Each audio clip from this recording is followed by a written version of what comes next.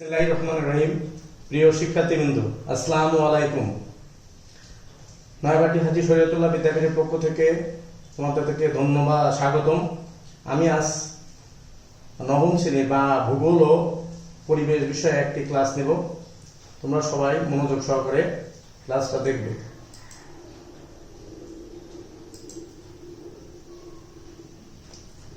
Online ক্লাসে সকলকে স্বাগতম। পরিচিতি আমার মোহাম্মদ শহীদুল ইসলাম, সহকারী শিক্ষক, নয়াবাটি হাজী শরীয়তুল্লাহ বিদ্যাপীঠ, খালিশপুর, খুলনা। শ্রেণী নবম দশম, বিষয় ভূগোল ও পরিবেশ। আজকের পাঠ বাংলাদেশের সম্পদ ও শিল্প। এর মধ্যে আমরা অনেকগুলো পাঠ বা বিষয় আছে, এর মধ্যে আজকে আমরা বনজ সম্পদটা ক্লাস নেব। প্রিয় শিক্ষার্থীবৃন্দ, স্ক্রিনে তোমরা দেখতে পাবে দুটো মানচিত্র দেওয়া আছে। একটা বাংলাদেশের, দুটারই বাংলাদেশের, কিন্তু বাংলাদেশের বিভিন্ন বিষয়ের উপরে মানচিত্র দেওয়া আছে। মানচিত্রগুলো তোমরা একটু দেখো। এরপরে আমরা চিত্র দুটি আসলে কিসের চিত্র? দুটি হচ্ছে মানচিত্রের। এখানে তিনটা চিত্র দেওয়া আছে স্ক্রিনে। এই আমাদের বন বিষয়ে একটা হচ্ছে সুন্দরবন, তিনটারই সুন্দরবনের কিছু কিছু পার্ট, অংশ বিশেষ। সুতরাং পরবর্তী একটা ছবি দেওয়া, এই ছবি দেওয়া আছে, ছবিটা দেখো। ছবিটা হচ্ছে বনভূমি। তাহলে আজকে আমাদের পাঠের বিষয় হচ্ছে বনজ সম্পদ। সৃজনফল বনজ সম্পদ কি তা বলতে পারবে শিক্ষার্থীরা। বনভূমির শ্রেণীবিভাগ করতে পারবে, সতেজ বনভূমির বৈশিষ্ট্যগুলো ব্যাখ্যা করতে পারবে, অর্থনৈতিক উন্নয়নে বনজ সম্পদের গুরুত্ব ব্যাখ্যা করতে পারবে।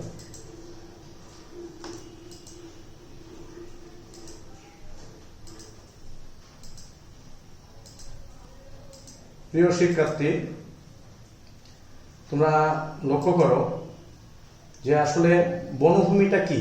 আমরা যে আজকে পাঠে গেলাম, আর বনজ সম্পদ কি, এই বিষয়ে আগে আমাদের জানতে হবে বনভূমিটা কি। তারপরে একটু দেখি বনভূমি কি। বৃক্ষরাজির সমারোহকে বনভূমি বলে, আর বনভূমি থেকে যে সম্পদ আহরণ করা হয় তাকে বনজ সম্পদ বলে। বাংলাদেশের বনভূমিকে তিনটি অঞ্চলে ভাগ করা হয়েছে। এক হচ্ছে খাগড়াছড়ি, রাঙামাটি ও বান্দরবন এবং চট্টগ্রাম ও সিলেট জেলার কিছু অংশ নিয়ে ক্রান্তীয় চিরহরিৎ এবং পাতাঝরা গাছের বনভূমি। দুই, ময়মনসিংহ, টাঙ্গাইল ও গাজীপুর জেলার মধুপুর ও ভাওয়ালের বনভূমি এবং দিনাজপুর ও রংপুর জেলার বরেন্দ্রভূমি নিয়ে ক্রান্তীয় পাতাঝরা গাছের বনভূমি। এবং সর্বশেষ হচ্ছে সাতক্ষীরা, খুলনা, বাগেরহাট, পিরোজপুর ও বরিশাল জেলার স্রোতজ বনভূমি বা সুন্দরবন অবস্থিত। শিক্ষার্থীবৃন্দ, তোমরা লক্ষ্য করো, সাধারণত বনভূমি তাহলে কত প্রকার? তিন প্রকার। এক হচ্ছে ক্রান্তীয় চিরহরিৎ পাতাঝরা গাছের বনভূমি, দুই ক্রান্তীয় পাতাঝরা গাছের বনভূমি, আর একটা হচ্ছে ক্রান্তীয় চিরহরিৎ ও পাতাঝরা। এখানে আরেকটা হচ্ছে ক্রান্তীয় পাতাঝরা। এই দুটো তোমরা একটু লক্ষ্য করো, দুটো প্রায় একই রকমের। আর তৃতীয় নম্বর হচ্ছে স্রোতজ বনভূমি বা সুন্দরবন। একে স্রোতজ বনভূমিকে সুন্দরবন হিসেবে আখ্যায়িত করা হয়। প্রিয় শিক্ষার্থীবৃন্দ, এই স্ক্রিনের এই বনভূমি, আমরা এই যে বনভূমি নিয়ে আলোচনা করলাম, তিনটা বনভূমি, এর বৈশিষ্ট্য লক্ষ্য করলে আমরা বুঝতে পারবো কোনটা কোন বনভূমি। এই চিত্রের যে বনভূমিটা আমরা লক্ষ্য করছি, আসলে এটা কোন অঞ্চলের বনভূমি? এইটা হচ্ছে ক্রান্তীয় চিরহরিৎ এবং পাতাঝরা গাছের বনভূমি। শিক্ষার্থীবৃন্দ, আরেকটা চিত্র আমাদের স্ক্রিনে আছে, তোমরা দেখো। এইটা কোন অঞ্চলের বনভূমি? এই চিত্রটা কোন অঞ্চলের বনভূমি? এখানে মাটিগুলো একটু দেখো লালচে ধরনের, হ্যাঁ, কিছু কিছু গাছ আছে, লম্বা লম্বা গাছ। এইটা সাধারণত ক্রান্তীয় পাতাঝরা গাছের বনভূমি। এবার আরেকটা চিত্র এখানে দেওয়া হয়েছে। চিত্রে আমরা রয়্যাল বেঙ্গল টাইগার বা বাঘকে দেখতে পাচ্ছি এবং কিছু গাছ দেখতে পাচ্ছি, বড় বড় গাছ দেখতে পাচ্ছি। এটা কোন অঞ্চলের বনভূমি? এটা হচ্ছে সুন্দরবন অঞ্চল বা সুন্দরবন।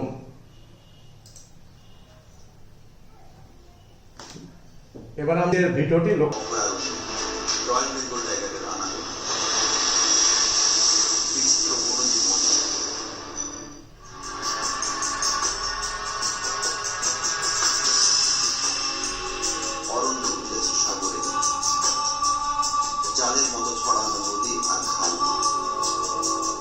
সর্ববৃহৎ ম্যানগ্রোভ বন।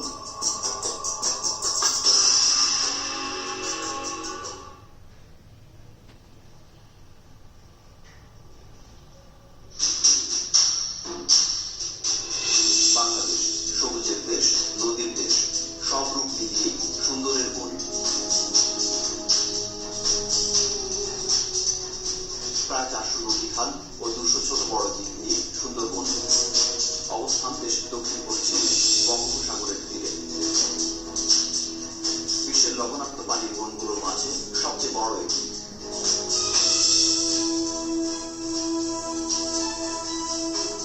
সুন্দরবনের 2/3 পড়েছে বাংলাদেশে, বাকি অংশ ভারতের পশ্চিমবঙ্গে। সুন্দরবনের বাংলাদেশ অংশের বৈচিত্র্যপূর্ণ এলাকা ঘুরে দেখব আমরা।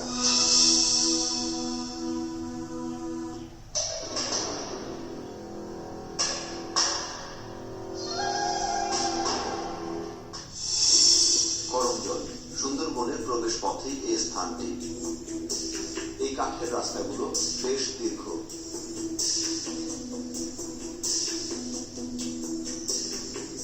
লাল কাঁকড়ার রাজত্ব এখানকার কাদায়, কিন্তু ধরতে গেলেই লুকিয়ে যায় গর্তে। বাংলাপিডিয়ার তথ্য মতে 7 প্রজাতির কাঁকড়ার বসতি সুন্দরবনে। রয়্যাল বেঙ্গল টাইগারের পায়ের ছাপও মাঝে মাঝে চোখে পড়ে।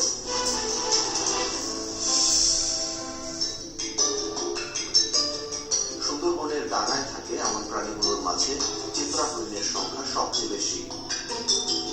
প্রায় 1.5 লাখ চিত্রা হরিণ ছড়িয়ে ছিটিয়ে আছে পুরো বন ও চিড়িয়াখানায়। এ বনে উভচর প্রাণীর মধ্যে সবচেয়ে হিংস্র কুমির, এদের সংখ্যা প্রায় 200।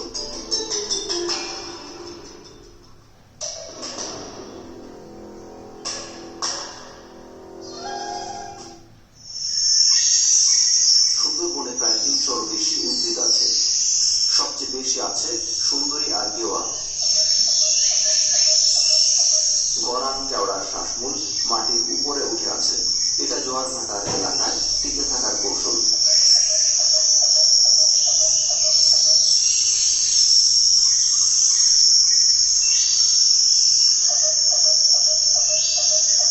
এই গোলপাতা গাছগুলো ঘরের ছাউনি দিতে ব্যবহার করে স্থানীয়রা।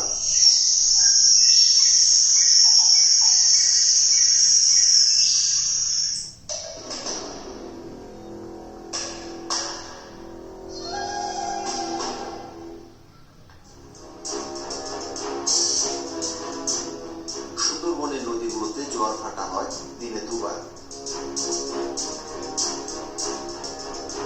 এখন ভাটার সময়।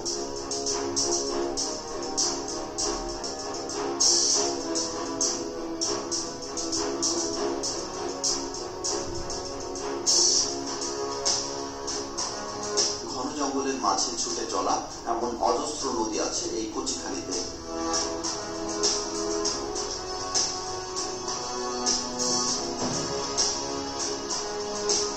এসব পেরিয়ে বঙ্গোপসাগরের উপকূল।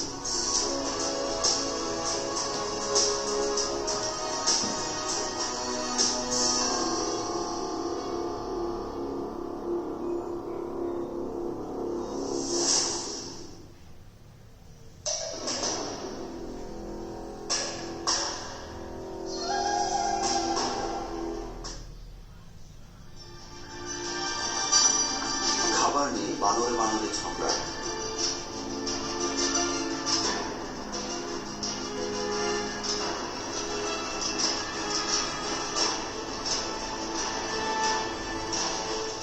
কিছু মানুষ বিরক্ত করলেই আক্রমণ করে বসে। সুন্দরবনে বানরের সংখ্যা 20,000-এর মতো। রবিউল একজন বন প্রহরী। সুন্দরবনে যেতে বন বিভাগের অনুমতি প্রয়োজন, সঙ্গে একজন প্রহরীও।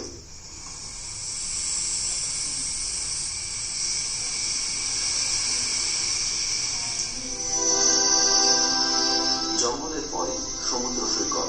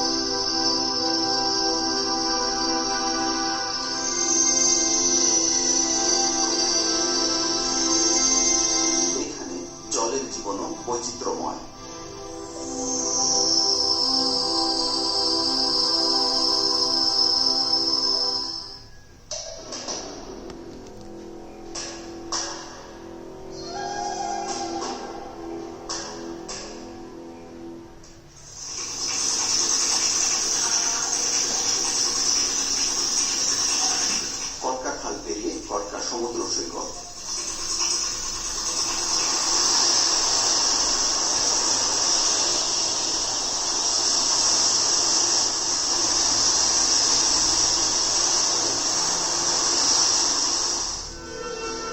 বঙ্গোপসাগরের কোল ঘেঁষা সুন্দরবনকে টিকে থাকতে হয় ঘূর্ণিঝড় মোকাবেলা করে।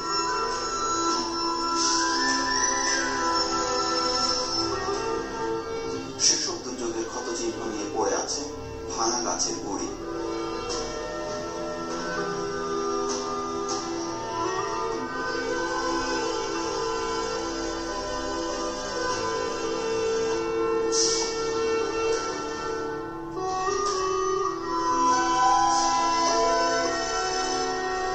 আটকে পড়া ভাঙাচোরা নৌকা যেন কোনো ঝড়ের গল্পই বলছে। নানা জাতের ঝিনুক ছড়িয়ে ছিটিয়ে পড়ে আছে সৈকতে।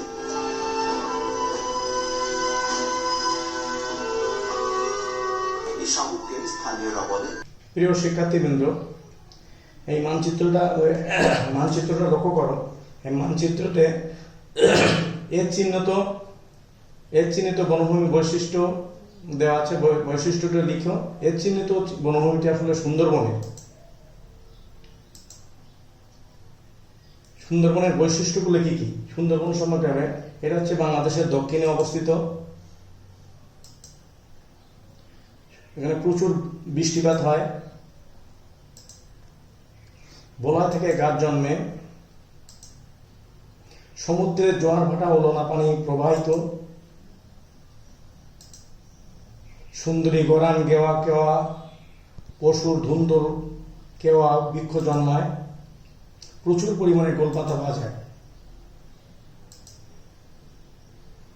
বিভিন্ন প্রজাতির হরিণ, বানর, সাপ ও পাখি বাস করে। রয়্যাল বেঙ্গল বাঘ সহ নানা প্রকার বাঘ বাস করে। বাংলাদেশের অর্থনৈতিক উন্নয়নে বনজ সম্পদের গুরুত্ব কি, এটা আমরা এখন দেখব। 1. ভূমিক্ষয় রোধ করে। বনজ সম্পদ হচ্ছে ভূমিক্ষয় রোধ করে। 2. পর্যটন শিল্পের সম্ভাবনার দ্বার উন্মোচন করে। নির্মাণের উপকরণ সরবরাহ করে। ঘরবাড়ি ও আসবাবপত্র তৈরিতে বিভিন্ন কাঠ ব্যবহার করা হয়। শিল্পের কাঁচামাল হিসেবে অনেক দ্রব্য এখানে ব্যবহার করা হয়। পরিবহন ও যোগাযোগ ব্যবস্থার উন্নত হয়। দুর্যোগের ঝুঁকি হ্রাস।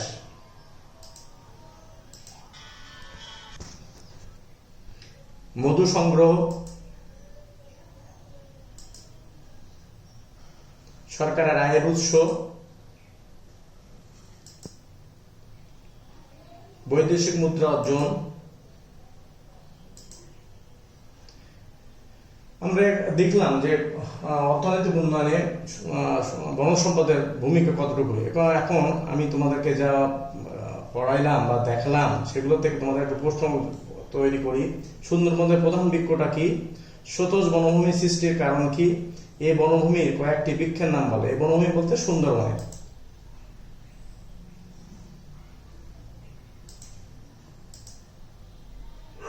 প্রিয় শিক্ষার্থীবৃন্দ, তোমরা সবাই ভালো থাকবে, সবাই সুস্থ থাকবে।